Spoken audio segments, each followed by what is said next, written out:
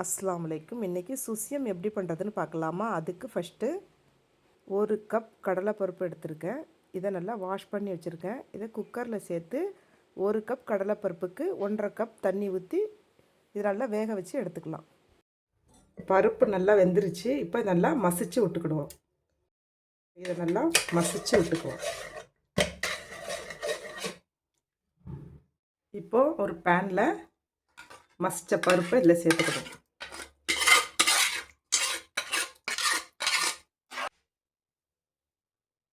ஒரு கப் பருப்புக்கு 1.25 கப்பு வெல்லம். இது வந்து சுத்தமான வெல்லம், மண்ணு கல் இதில் கிடையாது. இதை இதில் சேர்த்துக்கிறேன். சேர்த்து இது நல்லா மிக்ஸ் பண்ணி விடணும். வெல்லத்தில் வந்து மண்ணு கல் இருந்துச்சுன்னா கொஞ்சம் தண்ணி ஊற்றி பாகு மாதிரி காய்ச்சி இதில் ஊற்றிக்கலாம். இப்போ இதில் கொஞ்சம் லைட்டாக மஞ்சள் பொடி சேர்த்துக்கணும். துருவி வச்சுருக்கிற தேங்காய் பூ இதில் சேர்த்துக்கிடுவோம். ஏலக்காய் ஒரு 1/2 ஸ்பூன் ஏலக்காய், ஒரு பிஞ்ச் உப்பு, இதெல்லாம் போட்டு நல்லா மிக்ஸ் பண்ணி விட்டு இது வந்து நல்லா கட்டியாக வரணும். உருண்டை பிடிக்கிறதுக்கு கட்டி பதம் வரணும். அது வரைக்கும் இதை நல்லா ஹீட் பண்ணி எடுத்துக்கணும். பாருங்கள், இப்போ பூரணம் நல்லா கெட்டியாகிருச்சு. இந்த ஸ்டேஜில் 1 ஸ்பூன் நெய் ஊற்றிக்கிடுவோம்.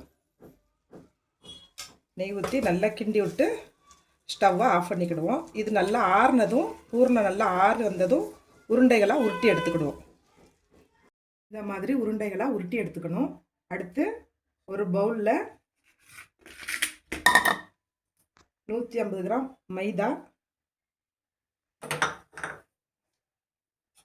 2 ஸ்பூன் அரிசி மாவு, கொஞ்சமாக உப்பு சேர்த்து இப்போ தண்ணி சேர்த்து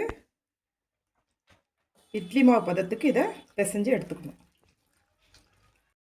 மாவு வந்து இந்த மாதிரி பதத்தில் இருக்கணும், இட்லி மாவு பதத்தில் இருக்கணும்.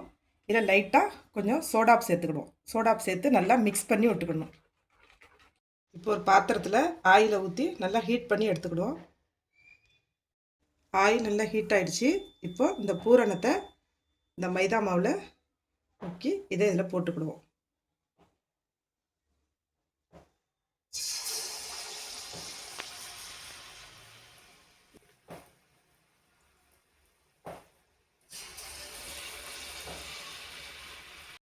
பாருங்கள், நல்லா வெந்து வந்துருச்சு. இது ரொம்ப மொறுமொறுன்னு ஆகக்கூடாது. இந்த ஸ்டேஜில் எடுத்துக்கணும். இதை எல்லா சுசியத்தையும் பொரித்து எடுத்தாச்சு. இப்போ பாருங்கள் எவ்வளோ சூப்பராக வந்திருக்குன்னு. இதே மாதிரி வீட்டில் நீங்களும் ட்ரை பண்ணி எப்படி இருந்துச்சுன்னு கமெண்ட்ஸை சொல்லுங்கள். இதே மாதிரி சுவையான சமையல் வீடியோஸ் பார்க்கணும்னா பெங்களூரி நெல்லை ருசி சேனலை சப்ஸ்கிரைப் பண்ணுங்கள், இன்ஸ்டாவில் ஃபாலோ பண்ணுங்கள். Thank you. Thank you for watching. Subscribe and follow Bangalore Nellai Rusi on Instagram.